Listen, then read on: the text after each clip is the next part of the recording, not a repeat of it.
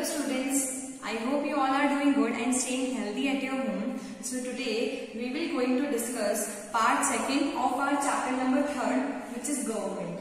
As you all know that we have completed our first part and we are in the second part. So in this video we are going to discuss the last topic, that is types of government.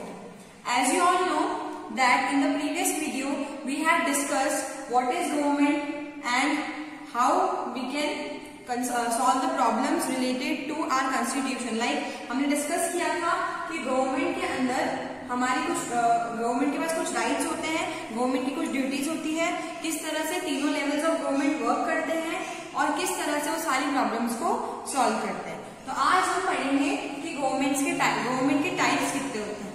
सो हम सभी को सिर्फ government के बारे में से इतना पता है कि गवर्नमेंट एक सरकार होती है जो किसी न किसी तरह से कंट्री को चलाती है.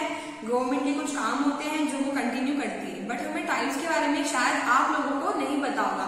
तो हम इस वीडियो में गवर्नमेंट के टाइप्स के बारे में अच्छे से पढ़ेंगे.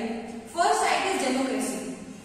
You are in the 6th class and in the previous class you had studied about EVS, which is environmental science. लेकिन अब कॉन्सेप्ट बहुत डिफरेंट है, तो हमें इसको ध्यान से पढ़ना होगा. 4th क्लास में आपने डेमोक्रेसी वर्ड के बारे में जरूर सुना होगा कि डेमोक्रेसी क्या होती है.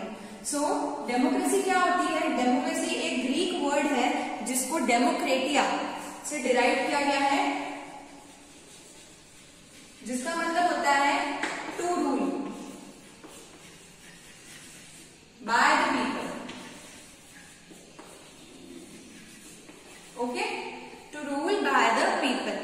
अकॉर्डिंग टू अब्राहम लिंकन, जो कि एक डेमोक्रेटिक लीडर थे, उन्होंने ये बोला था कि democracy is a form of government for the people, of the people, bye the people. मतलब डेमोक्रेसी लोगों से है, लोगों के लिए है और लोगों के द्वारा है. अगर लोग नहीं होंगे, मतलब नॉर्मल ह्यूमन बींग्स एग्जिस्ट नहीं करेंगे, अगर पीपल एग्जिस्ट नहीं करेंगे, तो डेमोक्रेसी का कोई भी मतलब नहीं है.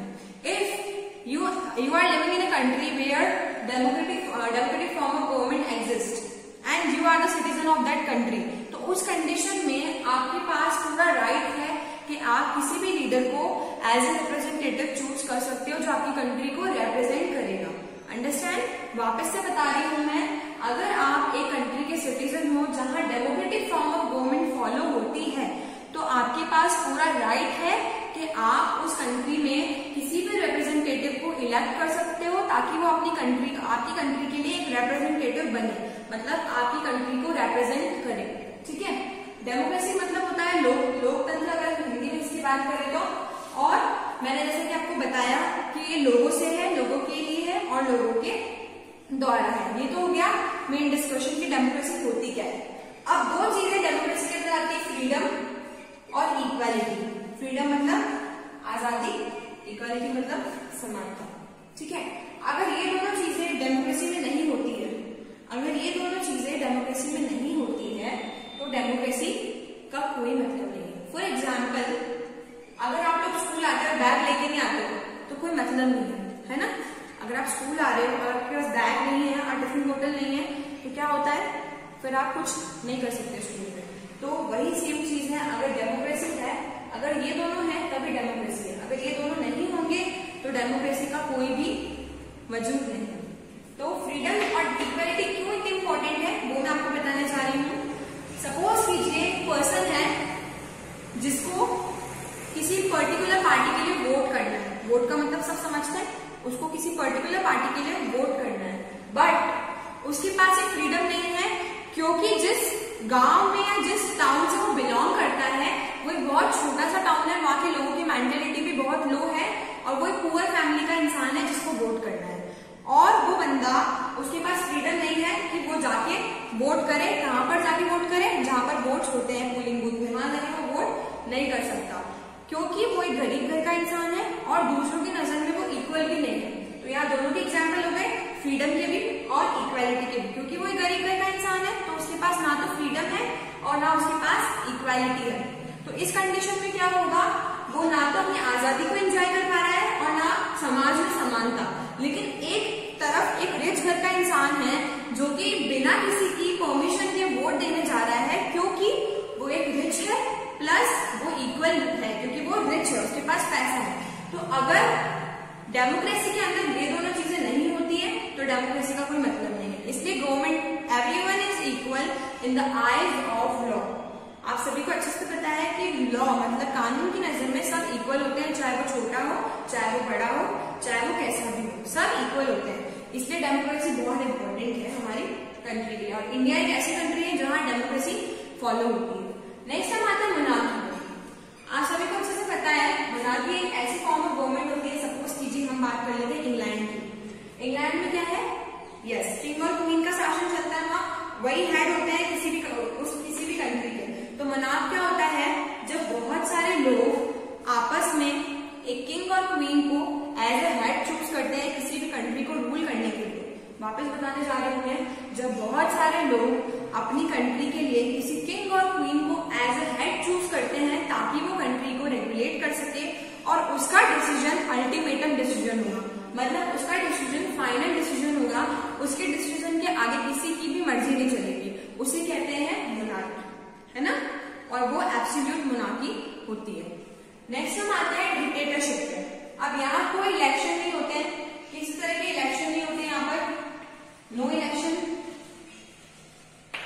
ना यहाँ पे लोगों की बात मानी जाती है। यहाँ पर जो सबसे पावरफुल मैन या वुमेन होती है वो क्या करते हैं, बहुत सारे ग्रुप के लोगों को क्या करते हैं, यस, इलेक्ट करते हैं, ठीक है, उनको गवर्न करते हैं, बहुत सारे ग्रुप के लोगों को गवर्न करते हैं। और वो जो इंसान होता है जो डिक्टेटर बनता है वो बहुत पावरफुल होता है, मेंटली फिजिकली दोनों, ठीक है। तो आपने एक एग्जाम्पल सुना होगा हिटलर का, अच्छे से सुना होगा आपने हिटलर का एग्जाम्पल। हिटलर जो था वो एक डिक्टेटर था क्योंकि वो बहुत पावरफुल था और बहुत सारे लोगों को वो गवर्न करता था। उसे लोगों ने नहीं बनाया था, उसे लोगों ने हेड नहीं बनाया था, वो अपनी फिजिकल पावर्स की वजह से उस कंट्री का हेड बना था और उसने क्या करा था, डिक्टेटरशिप को फॉलो किया था। ये तो हो गया हमारे तीनों फॉर्म्स ऑफ गवर्नमेंट जो मैंने आपको अच्छे से बता दिए।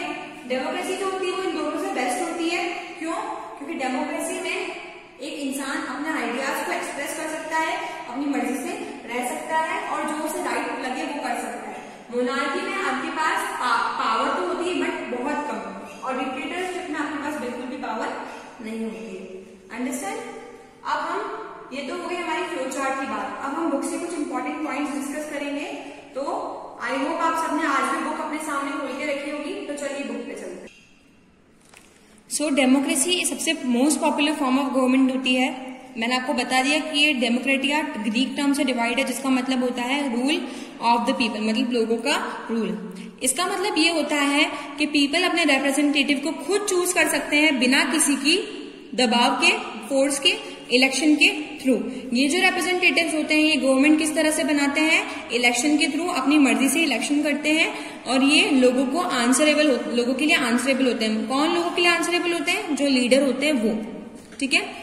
इंडिया जो है उसमें वर्ल्ड की लार्जेस्ट डेमोक्रेसी फॉलो की जाती है, और यहाँ मैंने आपको दोनों बताया कि फ्रीडम और इक्वालिटी किस तरह से डेमोक्रेसी की एक बहुत ही इंपॉर्टेंट दोनों टर्म होते हैं। अब हम बात करते हैं इलेक्शन प्रोसेस की।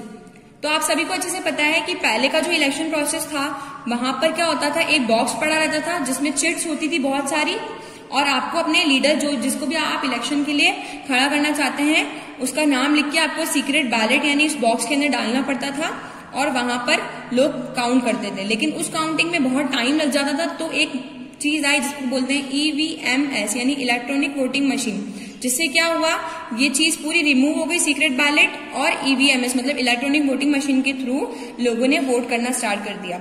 आप सब अपने पेरेंट्स से जरूर पूछना एक बार कि वो किस तरह से वोट करते हैं, तो आप सभी को अच्छे से पता चल जाएगा कि जब वो वोट करने जाते हैं तो वोटर ID कार्ड बहुत कंपलसरी होता है, प्लस उनको उसके बिना एंट्री नहीं मिलती।